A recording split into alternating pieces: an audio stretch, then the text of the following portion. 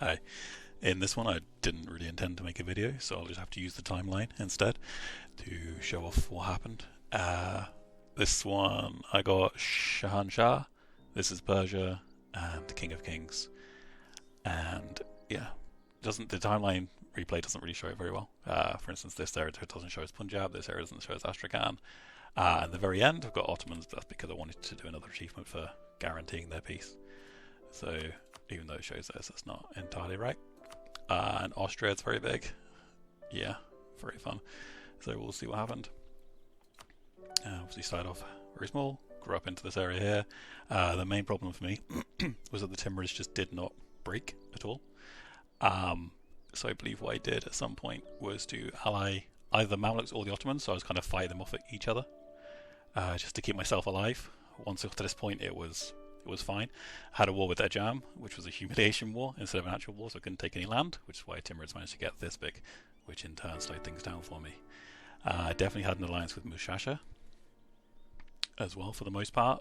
When the Ottomans did attack, it was almost entirely, it was the Ottomans that were attacking Mushasha again and again, and the Mamluks again and again.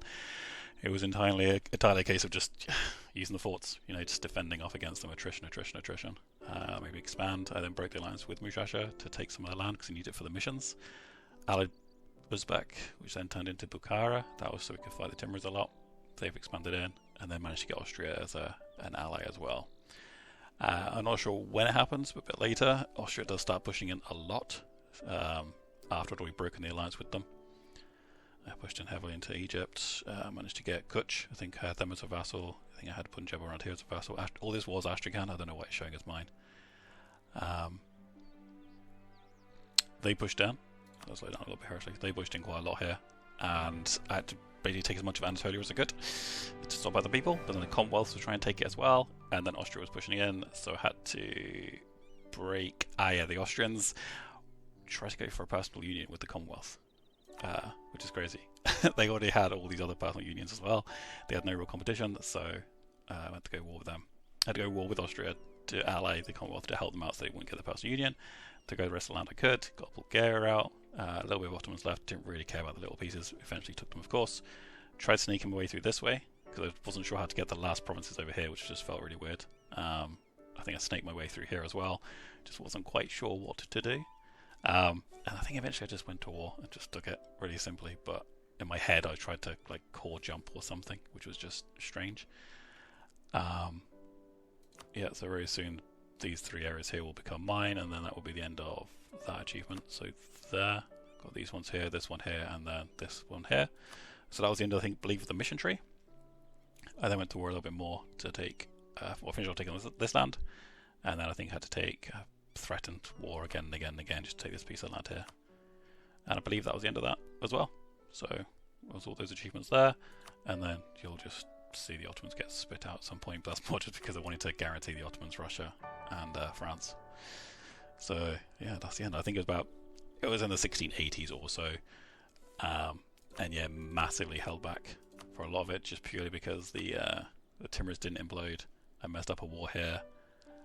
But to be honest, it was probably one of my funnest runs I've had for a very, very long time, because it was continuously defending, fighting, trying to work out how best to go. The Mamluks were more powerful than before. The Ottomans obviously got their buffs, and I messed up a few times, and that actually helped make it more interesting. Austria massively blobbed. Austria into Hungary. They also got the personal union of Bohemia. They tried to get a personal union over the Commonwealth, Lithuania. Castile then tried to get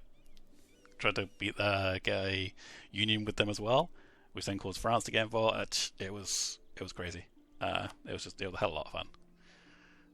Big massive explosion. I don't think Ming exploded. I'm not actually sure what happened over here, but eventually they had exploded, obviously, or imploded.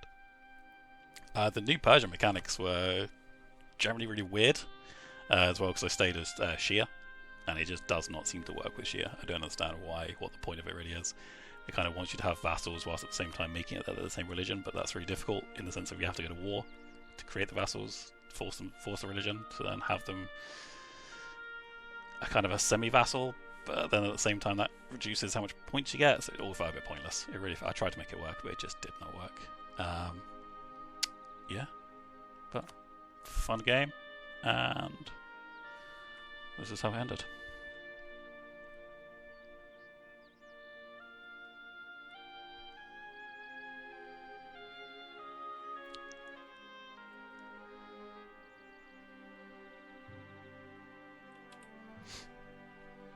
I think it's different.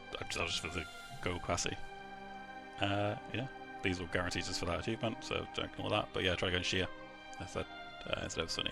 So it was like the harder of the harder starts really, and yeah, mounting fort region and then just ignored it after that. My sake for that. But yeah, very fun.